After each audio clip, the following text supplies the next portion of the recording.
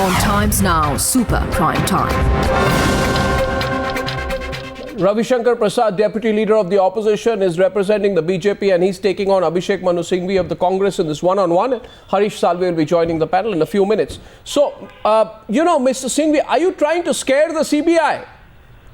Are you trying to scare the CBI because they are going after you on several other cases under the supervision of the Supreme Court? Arnab, it would be amusing to suggest that the Prime Minister and the Finance Minister chose the Founders' Day celebrations of CBI to scare the CBI in a public speech. You must remember three aspects, Arnab, which is very crucial, and this is an important issue you are raising. First and foremost, I think this needed to be said. It is robust saying, it is upfront saying, any executive worth its name should say it. Second, what is it saying? Where there is pure policy, not only CBI, for that matter, any institutional body, be it CAG, be it the Election Commission, be it a statutory body, be it a constitutional body, they have no business to question policy. Equally, they have every business within their domain to question its implementation. How it is implemented, if there is culpability, criminality, distortion, favoritism in its implementation. Now I am going further, Arnab. There is an intermediate category between policy and operational implementation. Suppose I make a policy to favor the three of us, Arnab, Goswami, Ravi Shankar Prasad and Abhishek Singhvi. Suppose I make, as they say, a single person legislation, I make a single person policy. Suppose I make something with a biased mind. That's a different category. Of course you can go into it. Yeah. But remember, a large part of what we are complaining about are cases which were in a non-discriminatory fashion. Really? Non-discriminatory. You're sure of that, Dr. Singhvi? Under a common, one minute. You're sure of that, Dr. Singhvi? Under a common policy. Are you sure? Under a common policy. Arnab, please. Let's not get rhetoric, Arnab. Under a common policy of the NDA and the UPA. Sir. A common policy.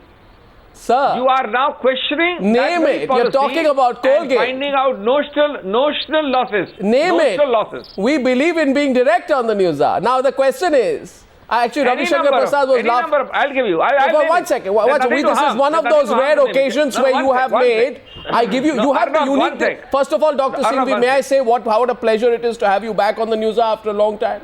May I say that it is such a pleasure to see that you are having the fantastic effect of actually making Ravi Shankar Prasad laugh, which has happened after about a year at least. So I think we should celebrate these two occasions. On the third point, my question to you is without being rhetorical, Dr. Singhvi. Consider Colgate. Both the coal minister and the Minister of State for Coal were dead against any move to switch over to the auction process. Parak's letters say that Shibu Soren, Parak's letters say that Shibu Soren stalled a number of policy initiatives that were aimed at bringing in transparency. Now, should the motives behind that not be questioned?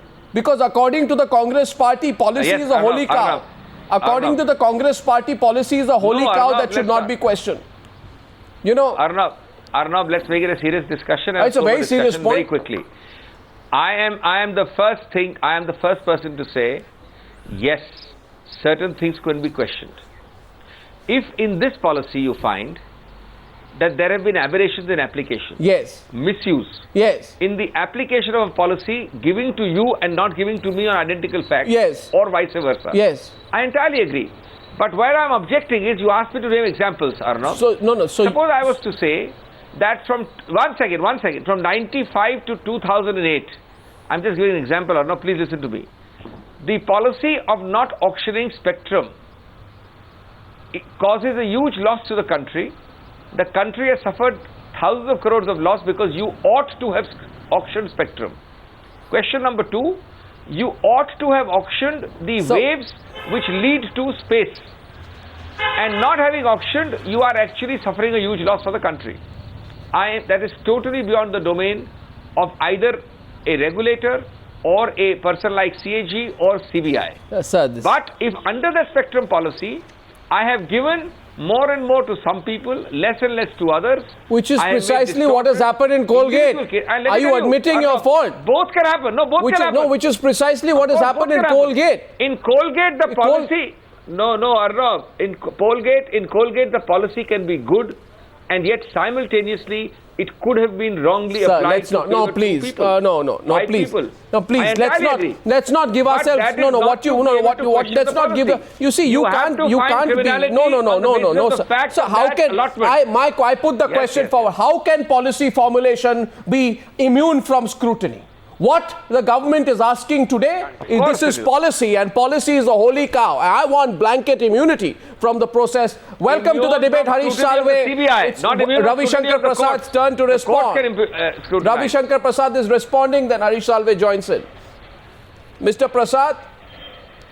Well, Arnab, in spite of sterling eloquence of my good friend Manu Singhvi, let me straight away say there is a context of the observation by the Prime Minister and the Finance Minister. The role of both the Prime Minister and the Finance Minister is under serious scrutiny. In the case of 2G of Mr. Chidambaram and the Prime Minister and the PMO, and in case of Colgate of the PMO and also the Prime Minister. We have debated this issue ad nauseum on your channel, and today the Supreme Court monitored investigation is going on into the Colgate files which were meant to get suddenly lost. Now let me put things in a perspective. One is taking a policy decision or not taking a policy decision. Second, taking a policy decision in a malified manner to help patronize and support few people, chosen one, as happened in the case of Colgate. Thirdly, implementation of the policy in a corrupt, malified manner with gross impropriety. All the three, and second and third in particular, is relevant in the case of 2G, in the case of Commonwealth, in the case of Colgate. Now, the PM talked about the fear of the unknown haunting the officers. He forgot that when you implement a policy with gross impropriety, the fear of not the unknown, but the fear of the known is haunting the officers. Hence, there is a policy paralysis. In case of parrot, you have shown from documentary evidence that an honest coal secretary was trying to fight the system, did not get any patronage or protection from the PM or the PMO. Therefore, Arnab, all the three counts of the Prime Minister, policy domain, CBI should remain away, is wrong in the context. Certainly, if the policy is implemented wrongly, in a manner which is... Don't you threaten the CBI? CBI must intervene. Don't you threaten the CBI? Don't you as in your party? By the way, Dr. Singhvi wants to respond. Dr. Singhvi, I wanted to go to Harish Salve. Allow a quick rebut. Harish Salve, after this quick rebut, but I want to point out to the BJP tonight, you also... No, 1 minute. 1 minute. While the Prime Minister and the Finance Minister have issued their own words of wisdom, I'd like to remind you that your own party's Prime Ministerial candidate publicly warned the CBI officials recently, saying, and I quote, I warn CBI officers who are misleading the people and implicating officers and leaders in false cases. I am not scared of the CBI. Mr. Jaitley alleges that there is an attempt to somehow intimidate the investigation. How should Mr. Modi's comments be seen? Who doesn't intimidate the CBI? What do you want the CBI to become? Caught between the Congress and the BJP? No, you see. No, not the least. We want... Of course, Mr. Please allow me to just respond or no? Yeah. We want the CBI to work in a professional manner. They bail out Mulayam Singh Yadav and Mayawati when they become well disposed toward the Congress party. They implicate them when they become hostile against them. Is it a fact or not? And I'm sorry to say that the manner in which the CBI has been abused by the Congress party to implicate Narendra Modi's government in a series of matters is a matter of serious concern. What we are saying is based upon evidence. Dr. Singhvi is rebutting. IB officials have been implicated. Dr. Singhvi is rebutting you now. Even the IB was opposed as to how CBI was going to be abused. Dr. Singhvi is rebutting you now. We are going beyond the subject, but yes, we will go ahead with a rebut. Yes. Arnab, I want to make three quick points. Firstly, it is amusing that when Prime Minister and Finance Minister in a Founders' Day public speech are speaking, they are accused of intimidating the CBI. And when Mr. Gadkari, before Mr. Modi and then Mr. Modi, categorically say that the CBI should wait because we are going to come into power, that is not intimidation. Point number two, the examples given by the BJP repeatedly earlier also are irresponsible because 90% of the examples of alleged misuse of CBI are actually an allegation against the Supreme Court because they involve closely court-monitored investigations by no less than the apex court. Now, if you can interfere with the CBI in a Mayawati or a Samajwadi Party Supreme Court monitored investigation, then you are actually Sir, what I am saying tonight is that this Venya... Thirdly, let me complete. Let me complete. How the CBI changed the affidavit, Manu? Please. Now, let's start. One second. If it changes the affidavit, please complain to the Supreme Court, which is monitoring every word of it. Yeah, but what of course it's... Are you suggesting the Supreme Court... No, of course it is. The Prime Minister... No, 1 second. Let me finish. 1 minute. No. 1 minute. Arnab, 1 minute. Dr. Singhvi, 1 minute only. Let me point out you are on slippery ground. I don't want to repeat. Arnab, half a second, please. I don't want to repeat what I've said earlier about the 3 levels which I've divided it into: pure policy, what pure policy for benefiting somebody, and implementation of what policy. Is pure policy? But I'm on a different point. What is pure policy? Whole concept of accountability. No, 1 second. Dr. Singhvi, you're getting a rebut from Harish Salve coming into the debate. I asked tonight what is pure policy. According to A. Raja... Third point. No, 1 second. Third point. Harish Salve's rebut is being allowed now before your third point. Let me complete my third point. Sir, okay, third point and then Harish Salve. Let me take go half ahead. a minute, Arnab. It won't take more than half a minute if you don't interrupt me. My third point is that this debate is about accountability. I fail to understand that in a true democracy, there is anything or anybody of the kind which is not accountable to anything. Neither the EC nor the CAG nor the CBI are supposed to be non-accountable in that sense. There is operational autonomy is all that we are looking for. It is not that they are to be so unaccountable and so unanswerable to anybody. The point... Operational, yes, totally separate. No, you are. Tomorrow if the Chief Election Commissioner wants to go and give us... So Dr. Singhvi, now Harish Salve is rebutting you. I asked this question as I go to Harish Salve, what is pure policy? A. Raja said, my policy is the pure policy. First come, first served is the pure policy. That's what A. Raja said, so we are not supposed to question him. Harish Salve. Harish Salve. As a lawyer, the answer is fairly simple. Unfortunately, the way, and I normally don't make any political comments, but I'm sorry to say the way this country has been run for the last 3 years has obfuscated these lines. Normally, the content of a policy is not what is investigated, but if you have arrived at that content for a dishonest motive, you cannot say this is my policy and you cannot go behind it. Let me give you an example. Whether or not natural resources should be auctioned for the highest value is policy. But if you are going to decide do not auction because I want to favor somebody, that's a dishonest decision. So the decision-making process is always open to scrutiny except that of Parliament. When Parliament passes a legislation, you cannot go into the bona fides of a legislation. Any executive decision, and a policy is an executive decision, the decision-making process is open to judicial scrutiny, is open to criminal scrutiny. So let's get it very clear. If the CBI says we do not agree that the government should do A instead of B, they are out of line. But if they are looking at was this decision taken as a genuine decision, wise or unwise is not for us, or was this decision taken to favor somebody, that is a matter of criminality which has to be investigated. No, Mr. Salve, interesting point, but you see what the government wants, Mr. Salve. Abhishek Manu Singhvi wants it. Mr. Salve, you know what the government wants? The government wants to say, the government wants to say this is policy and you have no business questioning us on policy. You have no business trying to go into the issue of whether it's malafide or not malafide. This is policy. Arnab, let's be very clear. And we define that that's a Chinese... Be very clear. Now, unfortunately, what is happening today, there are 3 areas where the government has been found faltering. The manner in which it has arrived at policy decisions in a large number of cases has been found to be highly questionable, i.e. the 2G pricing. The manner in which certain people invariably get benefited and certain people get left out of its policies make those policies suspect. And thirdly, even where a policy is otherwise possibly within the realm of policy making, the manner of its implementation is arbitrary. Now, let me tell you, if a policy is framed but followed in its breach, you cannot then divide this into watertight compartments. Exactly. That only means that you were never genuinely framing a policy. That was a fig leaf, and what you were really doing is doling out private largesse.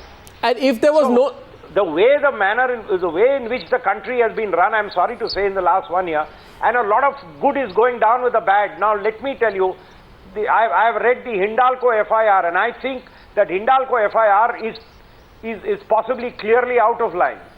But on the other hand, in a large number of cases, including 2G, let me tell you, I defended the 2G. But what ultimately came out from the files was the manner in which Mr. Raja arrived at that decision. He bypassed the finance ministry, he bypassed the Prime Minister's suggestions, etc., etc. So the decision-making process showed you wanted to favor, and then you link it to the manner in which it is worked. No, the argument of the government is, the simple argument of government, Abhishek Singhvi, I'm allowing you to rebut. I'm only, making a point. The argument of the government is, we are elected, we are government, we are executive, we know policy because we know public interest. No, we know public interest. And I would like to remind the Congress spokesperson today, the Supreme Court said that what Raja did was quote-unquote wholly arbitrary, capricious and contrary to public interest, besides being violative of the doctrine of equality. Now, if I were to apply the argument that Mr. Chidambaram and the Honorable Prime Minister have put over the last 48 hours, then we should not question how the manner in which Raja introduced the cut-off date. Arnab. No, we should not question it because it's policy. Arnab, please. It's policy.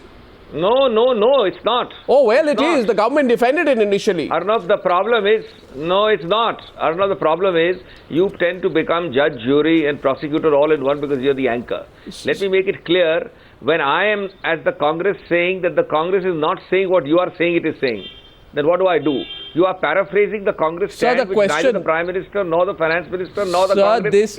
Now, please don't interrupt me for at least a minute. Arnab, please. Mr. Salve tells you... Congress stand or the government stand cannot be. Number one, let me just speak, Arnab. I only wish Mr. Salve had come 5 minutes earlier when I made exactly the same tripartite distinction which he has made. It is not the Congress or the government case that the same policy, for example, Mr. Raja could be, of course we are not saying he is, could be criminally liable because he applied a policy in a manner which raises several doubts, allegedly. The cut-off date, the timing. But is it the same thing, Arnab, please, is it the same thing, Arnab, as saying that the non-auction of spectrum from 95 to 2008, Mr. Raja did this in 2008, the non-auction was a wrong policy which caused the government of India you don't accept. That's the point. The same thing. And we are never suggesting. If we were suggesting that there was no Mr. Raja culpability, let me ask you. Defending Mr. Raja. Dr. Singhvi, allow me. Defending himself. We would have been defending Mr. Kalmadi. Dr. Singhvi, allow me. Defending himself. Dr. Singhvi, allow me. Individual culpability. Allow me, but Dr. you are paraphrasing it as something. No, Dr. Singhvi, Let me tell you, Arnab. Dr. Singhvi, without all this, if you have this kind of accountability, you may have cases where the BJP is self-contradictory, saying on the one hand, Parekh is an honest officer, then why is the CBI charge-sheeting him? Why is the FIR of Hindalco, which I entirely agree and I've said earlier on television many times, such a weak document? Sir, I am asking because you a notion of accountability that everything is criminal. Dr. Singhvi, allow me now. No, that the BJP will answer. Dr. Singhvi, why on 2 successive days do the Prime Minister and the Foreign Finance Minister feel the need to emphasize the distinction between a wrong policy and a malafide policy? That's question one. Question two, allow me please. Does the Prime Minister and the Finance Minister feel that the premier investigating agency in the country with all the professionals heading it don't know this ABC distinction between what is malafide and what is not? Question number three. Question number three. No, what's it? Question number three. Why should this not be seen in the context of the centre coming in for increasing scrutiny on its policy decisions on 2G and coal? Ravi Shankar Prasad raises his hand, he rebuts. I come back to you after that. Ravi Shankar Prasad. Can I answer and then you... No, Mr. Prasad wanted to come in before I ask the question. Arnab, I am a little surprised today. Should I accept the contention of Abhishek Manu Singhvi, or should I disbelieve the repeated contention of Kapil Sibal, Manish Tiwari, Raja over the years that the policy decision is thought to be taken upon by the CAG and others? And today I see an echo of the same stand by the Prime Minister and Mr. Chidambaram. Arnab, I again repeat, policy making can never be questioned. But what I said at the very outset, if you make a policy in a malafide manner to benefit a few, which Mr. Salve also stated, and you implement the policy in the most malafide, corrupt manner with extraneous consideration and in the most improper manner, This is the question. No one is saying that the way, and I being a member of JPC, now our dissenting report is in public domain. There is irrefutable evidence of complicity of Mr. Chidambaram along with Mr. Raja, inaction of the Prime Minister, but that is a separate chapter altogether. I again come to my main point. There is a context in which this observation is being made, because there is scrutiny of the PMO and the Prime Minister in the coal block, in the 2G, and that of Mr. Chidambaram. No. You think so as well? Do you apart from Mr. Salve, you think so? Mr. Salve, do you agree with Mr. Ravi Shankar Prasad that I'm coming back to you, Dr. You think so? You think that the Prime Minister and the Finance Minister are making the point as a defensive strategy vis-a-vis 2G and coal? Arnab, I must tell you, I'm a little concerned also about the way the CBI has been going about this. On the one hand, you have the Raja charges. But believe me, when you read the second charge sheet they filed relating to Pramod Mahajan, I don't know whether it's a tit-for-tat charge sheet or whether they really have a case against Pramod Mahajan. Now, the other Hindalco there are a host of charge sheets about the manner in which, completely arbitrary manner in which coal allocations are being made. I perfectly understand those. But then you pick up one where Parak, day one, told Hindalco, if you want a joint venture I can consider, I can't give you a block. Hindalco initially said no, then went back and said, very well, we agree to a joint venture. Parak recommended, the PMO processed it 3 times over, sent it. There is nothing you found really wrong, and you've gone and registered a charge sheet. So I don't know which way the CBI is going, and the working of the CBI is a bit of a question mark. I equally share what Ravi Shankar Prasad is saying about the way they have gone about the IB officers and the encounters in Gujarat. So, you know, the CBI is working also is a bit of a question mark. So I don't believe that the CBI is off. But yes, if I wish the PM and the Finance Minister had earlier and now drawn the lines clear, and we can have clarity on this issue as to, look, these are the areas to be investigated. And quite frankly, what happens is, if you are investigating a decision taken, I remember somebody said, investigate why Mr. Vajpayee, government brought the NTP 99.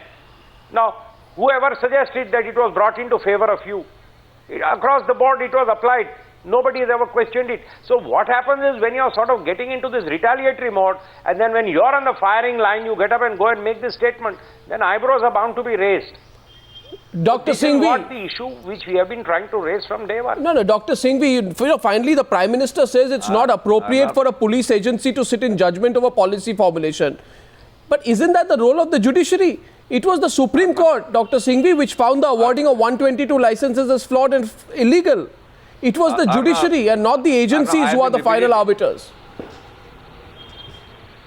I have been repeatedly hearing this sentence that a mala fide policy. Who is suggesting that a mala fide policy is not subject to scrutiny, and especially by the courts? First of all, we are not even talking of judicial scrutiny. Judicial scrutiny and judicial review is vast. We are talking about CBI scrutiny or CAG scrutiny or Election Commission scrutiny or scrutiny of that kind. Now, that's the first point. Please don't think that these bodies can scrutinize policy, which is policy.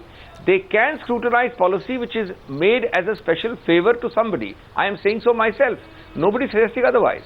Secondly, I think it's laughable, completely laughable to suggest that the Prime Minister and the Finance Minister, who are invited to the Founders' Day function of CBI, and certainly I don't anticipate that the Prime Minister, former Prime Minister of the BJP is going to be invited for a function of Founders' Day. In 2013, with the UPA government, the Prime Minister and Finance Minister are invited, and they are invited by the CBI. They don't go there uninvited. And if they are not entitled to make statements upfront with robustness, I don't think anybody can question their right to make the statement.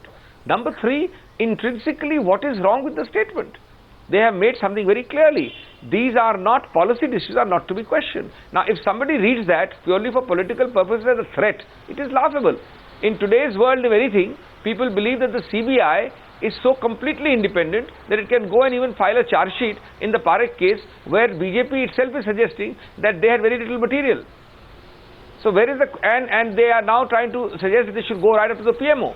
So where is the question of setting the CBI in a public function? Dr. Singhvi, one sec. Dr. Singhvi, nobody questions the right to make the statement.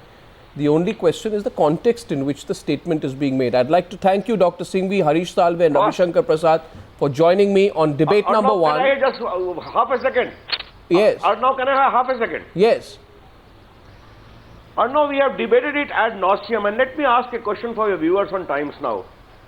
But for assertive media, your channel included, opposition and intervention by the court, should we dispute none of these massive scams would have been allowed to be investigated, be it 2G, be it Colgate. That's not the issue at all. The issue is CBI scrutiny. Is eloquent testimony. It's not media scrutiny. Eloquent testimony about the context in which the statement was made. Well, many of the cases which the CBI follows have been broken by the media. Thank you very much for that. For joining me on debate number one tonight. Thank you.